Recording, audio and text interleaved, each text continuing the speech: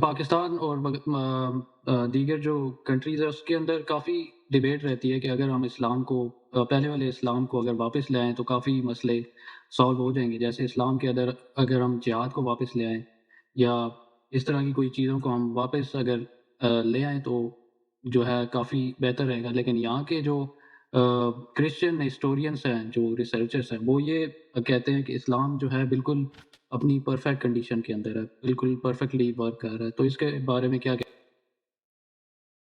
آپ کی کال جو ہے ڈسکنیکٹ ہو گئی ہے۔ عرض یہ ہے کہ اسلام کو پاکستان میں دیکھیں اور دوسرے ملکوں میں یہ تحریکیں تو بہت عرصے سے چل رہی ہیں کہ ہم اسلام پہ دوبارہ اسلامی نظام قائم کریں۔ اب جب ترکی میں خلافت عثمانی تھی، اس زمانے میں عالمی جنگ اول کے اختتام میں، تو اس وقت بھی ہندوستان میں تحریک چلی تھی، تحریک تحفظ خلافت۔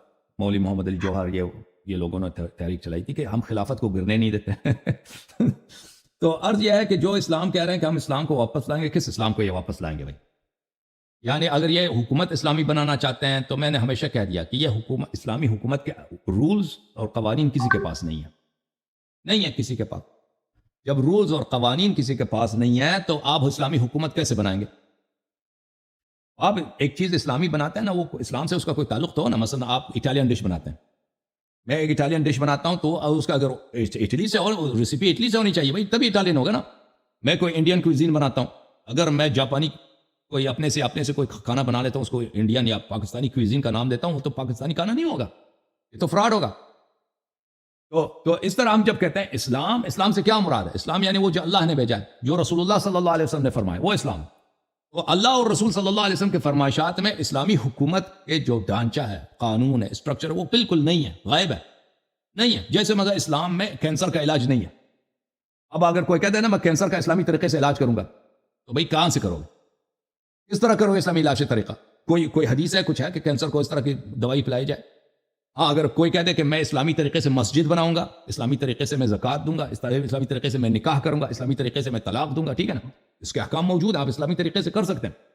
لیکن آپ اسلامی طریقے سے مثلا گاڑی بنانا چاہتے ہیں، اور اسلام نے حکم نہیں دیا بھائی کس طرح گاڑی بنا دو، ہم یہ بنائیں گے، گاڑی اس طرح بنائیں گے تو یہ سنت ہوگی، یہ ہے ہی نہیں اسلام میں، ٹھیک ہے نا۔ تو اسی طرح حکومت جو ہے اسلام میں اس کے نہیں ہے، اس کا کوئی حکم ہی نہیں ہے، اس کے احادیث نہیں ہے، حکومت کے قوانین جو ہوتے ہیں نہیں ہے، مفقود ہیں، نہیں ہے کسی کے پاس، تو آپ کیسے بنائیں گے؟ تو اس کا جو نتیجہ نکلے گا نا، جو جتنے پارٹیز لگے ہوئے ہیں پاکستان میں، اور اسی طرح مختلف اسلامی ملکوں میں جائیں، مصر میں جائیں، بہت سارے پارٹیز ہیں، فلسطین میں حماس ہے اور داعش وغیرہ، یہ سب لگے ہیں کہ ہم اسلامی حکومت بنائیں گے۔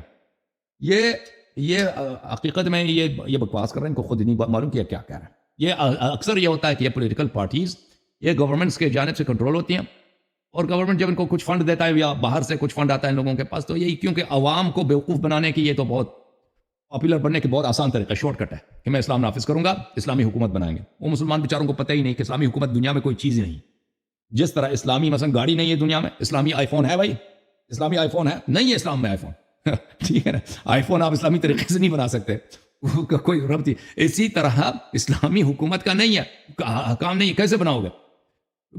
کوئی اس کے انسٹرکشنز نہیں ہے، انسٹرکشنز ہوتے تو بننا ہوتا کہ یہ اسلامی حکومت کا ہیڈ کون ہوگا، اسلامی حکومت کو لیڈ کیا کرے گا، فوج کے کیا کردار ہوگا، بیت المال کس طرح ہوگا، یا وزارت خانے کتنے ہوں گے، کتنے سال کے لیے آپ صدر کو انتخاب کریں گے، کیسے وزیر اعظم کو انتخاب کریں گے، کیسے پارلیمنٹ کیسا ہوگا، سینٹ ہوگا یا نہیں ہوگا، کچھ بھی نہیں ہے، کچھ بھی نہیں ہے۔ سب ابھی پاکستان کا جو کانسٹیٹیوشن ہے یہ برطانیہ سے لے کے آئے ہیں لوگ، برطانیہ سے کاپی کر کے لے کے آئے۔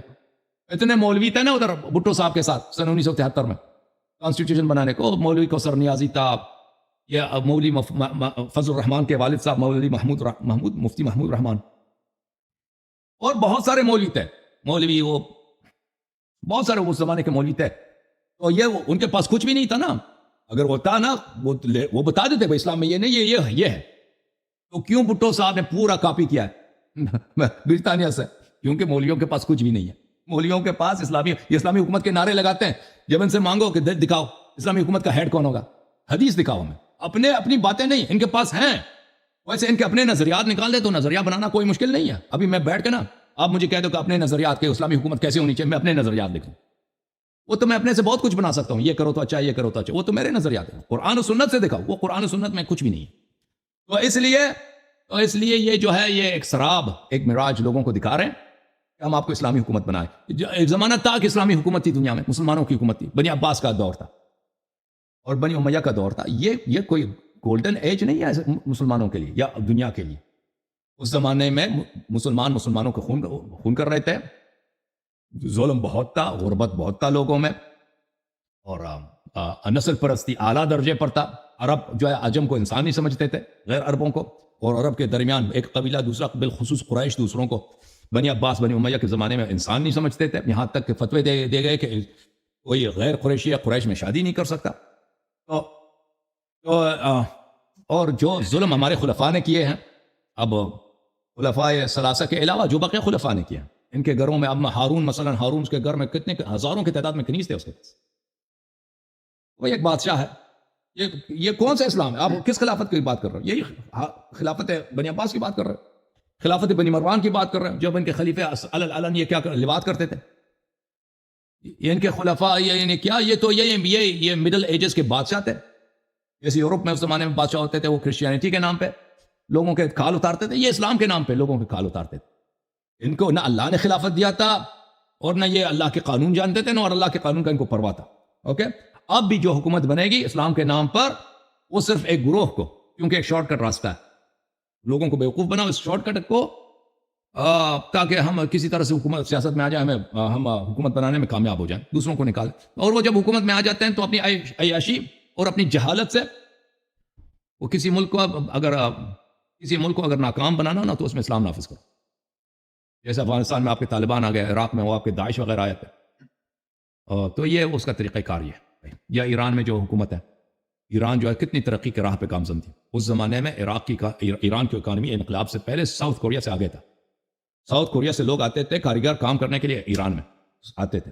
یہ دبئی وغیرہ قطر کچھ بھی نہیں تھا. یہ ایران کے سامنے اس زمانے میں انقلاب سے پہلے یہ بالکل ایک پسماندہ, سب مڈل ایسٹ کے کامرس اور تجارت اور ٹیکنالوجی کا سینٹر تہران تھا. ٹھیک ہے نا. اب بگاڑ دینا ہے تو مولویوں کے ہاتھ میں دے دو نا. اب شیعہ دیکھ رہے ہیں, ایرانی خود دیکھ رہے ہیں. ایرانی اب دنیا کا سب سے جو برین ڈرین جس کو کہتے ہیں نا کہ ترقی جو تعلیم یافتہ قوم, وہاں پہ رہنا نہیں چاہتا. سب سے ملک کون سا ہے جس میں برین ڈرین سب سے؟ ایران. اس میں کوئی رہنا نہیں چاہتا. کالج سے گریجویٹ ہو جاتے ہیں فوراً وہاں سے بھاگنے کے چکر میں, کیا وہاں اس ملک سے ہم نکل جائیں, یہاں پہ نہیں رہ سکتے, روزگار نہیں ہے, کام نہیں ہے. جن لوگوں کو حکومت سے پرابلم بھی, سیاسی پرابلم نہیں, وہ نہیں رہنا چاہتے کیونکہ روزگار نہیں ہے, لوگوں کی معیشت خراب ہے. ایران کی اکانومی اس زمانے میں سعودی عرب, ترکی اور ایران انقلاب سے پہلے ایران کی جی ڈی پی اور ترکی کے برابر تھے. اب ترکی کی جی ڈی پی 3 گنا زیادہ ہے ایران سے, 3 گنا زیادہ. سعودی عرب اور ایران تقریباً جی ڈی پی کے لحاظ سے برابر تھے, یا ایران زیادہ تھا, مجھے جو یاد پڑتا ہے.